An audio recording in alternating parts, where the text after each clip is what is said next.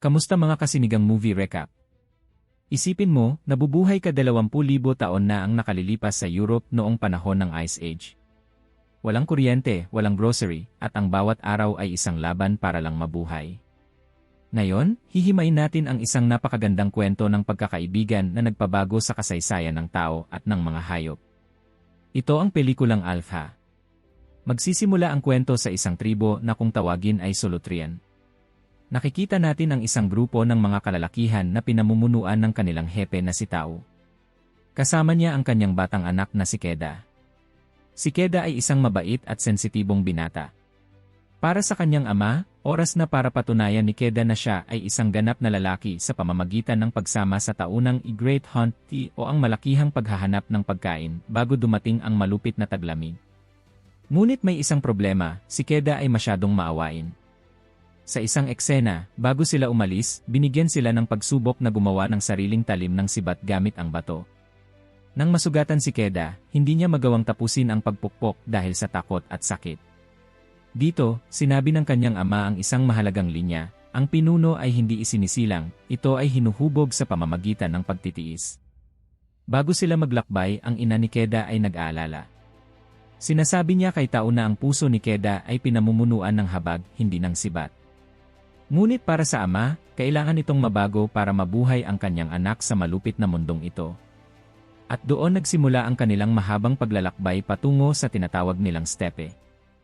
Habang naglalakad ang tribo, sinusundan nila ang mga marker na iniwan ng kanilang mga ninuno, mga salansan ng bato na nagsisilbing mapa. Sa daan, nakasama nila ang iba pang kaalyadong tribo. Dito, ipinakita sa atin ang bagsik ng kalikasan.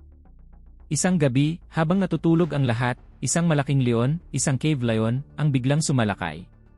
Sa dilim, mabilis nitong tinangay ang isa sa mga batang kasamahan ni Keda. Walang nagawa ang tribo kundi panoorin ang kalimutan. Dito naramdaman ni Keda ang totoong takot.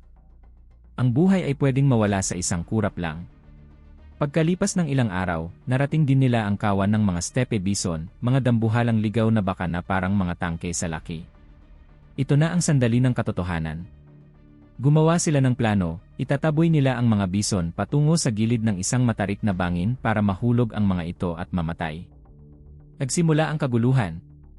Sumigaw ang mga mangangaso, nabulabog ang mga bison, at nagsitakbuhan ang mga ito patungo sa bangin.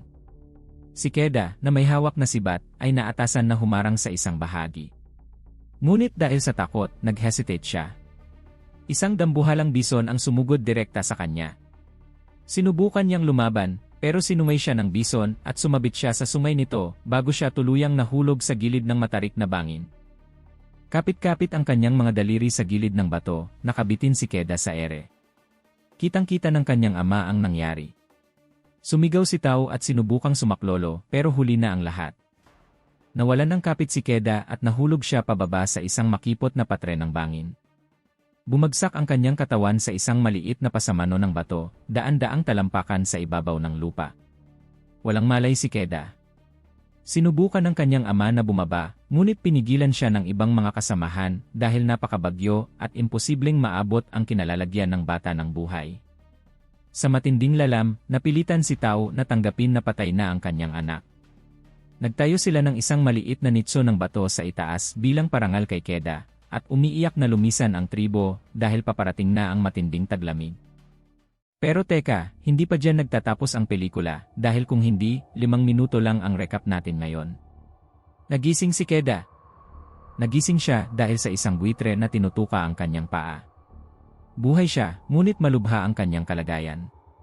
Pilay ang kanyang isang paa dahil nabali ang kanyang bukong-bukong, ankle. Nang tumingin siya sa itaas, napagtanto niyang iniwan na siya ng kanyang tribo. Mag-isa siya, walang pagkain, walang armas, at nakabinbin sa gitna ng bangin. Sinubukan niyang umakyat pero dahil bali ang paa niya, nahulog lang siya muli. Biglang bumuhos ang napakalakas na ulan. Ang ibabang bahagi ng bangin ay nagsimulang bahain. Ginamit ni Keda ang kanyang talino, nagpatihulog siya sa tubig nang tumaas na ang level nito para saluhin ang kanyang pagbagsak. Ligtas siyang nakarating sa lupa, ngunit ngayon, paano siya makakauwi? Inayos niya ang kanyang bali na paa sa pamamagitan ng pagtali nito sa isang pirasong kahoy. Gumapang at naglakad siya gamit ang isang tungkod. Habang naglalakad sa kaparangan, napansin niya na may sumusunod sa kanya, isang kawan ng mga gutom na lobo, pack of wolves. Wala nang lakas si Keda para tumakbo. Umakyat siya sa isang patay na puno para magtago. Ang mga lobo ay nag-abang sa ibaba, naglalaway at handa siyang lamunin. Sa takot ni Keda, ginamit niya ang kanyang natitirang lakas at ang kanyang kutsilyong bato. Nang sumubok umakyat ang isa sa mga lobo, nasaksak niya ito sa balikat. Nasaktan ang lobo at napaatras. Dahil sa gabi na at may iba pang banta, iniwan ng kawan ang kanilang nasugatang kasamahan at umalis sila. Nang mag-umaga, bumaba si Keda sa puno. Nakita niya ang lobong sumalakay sa kanya na nakahandusay, dumudugo, at iniwan ng sariling kawan upang mamatay.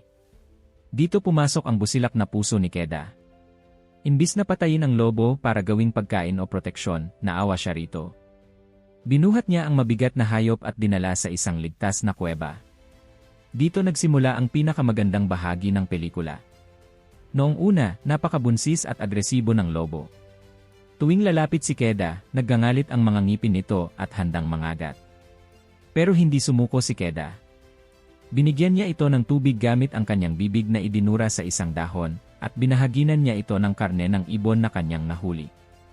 Tinawag ni Keda ang lobo na Alpha, ang pinuno ng kawan. Araw-araw, magkasama sila sa loob ng kuweba habang nagpapagaling ng kani-kanilang mga sugat. Unti-unting nakuha ni Keda ang tiwala ni Alpha. Ang lobo na dati ay gustong pumatay sa kanya, ngayon ay hinahayaan na siyang hawakan ang sugat nito upang linisin. Isang araw, gumaling na ang paa ni Keda at ang sugat ni Alpha. Sinubukan ni Keda na paalisin si Alpha para bumalik sa sarili nitong pamilya, ngunit ayaw na siyang iwanan ng lobo. Naglakbay sila patungo sa timog, sinusundan ang direksyon ng bahay ni Keda bago tuluyang mag-snow ng malakas. Sa kanilang paglalakbay, naging magka-partner ang dalawa. Tinuruan ni Keda si Alpha kung paano mangaso ng magkasama. Sa isang nakakaaliw na eksena, tinuturuan ni Keda si Alpha na ibalik ang itinapong kahoy, ang kauna-unahang laro ng fetch sa kasaysayan ng mundo.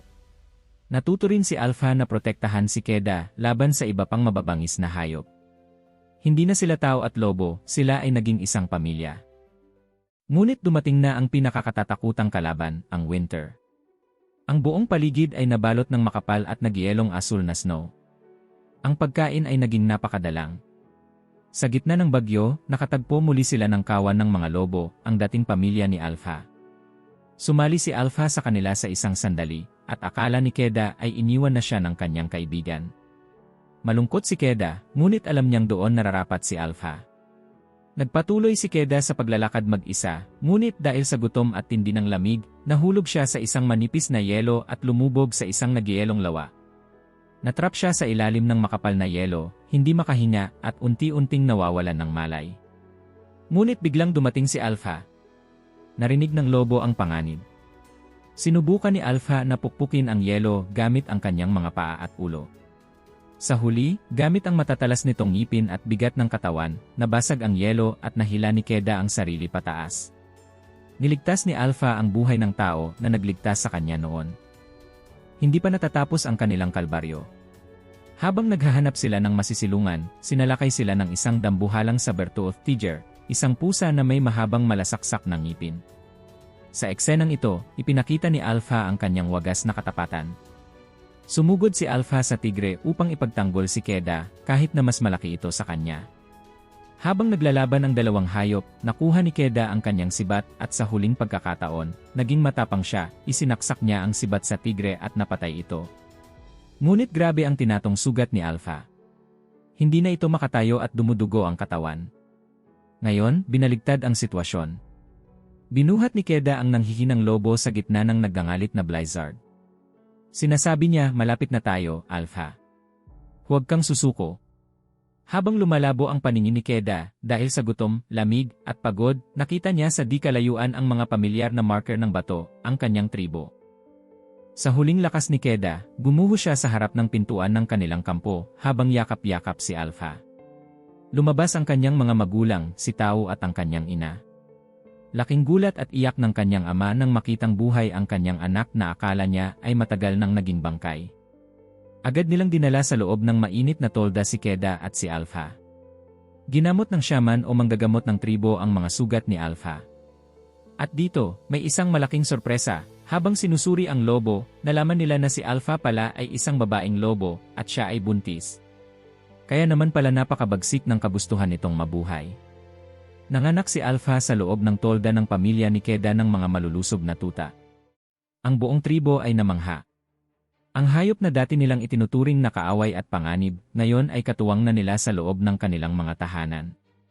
Sa huling eksena ng pelikula, nakikita natin si Keda, na ngayon ay isa ng ganap at iginagalang na pinuno, kasama ang kanyang ama.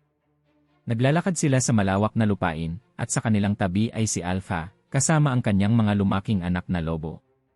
Sila ay magkakasamang mga aso, ang unang henerasyon ng mga aso na naging matalik na kaibigan ng tao. Isang patunay na ang habag at pagmamahal, kahit sa pinakamalupit na panahon ng mundo, ang siyang tunay na nagpapanalo sa atin.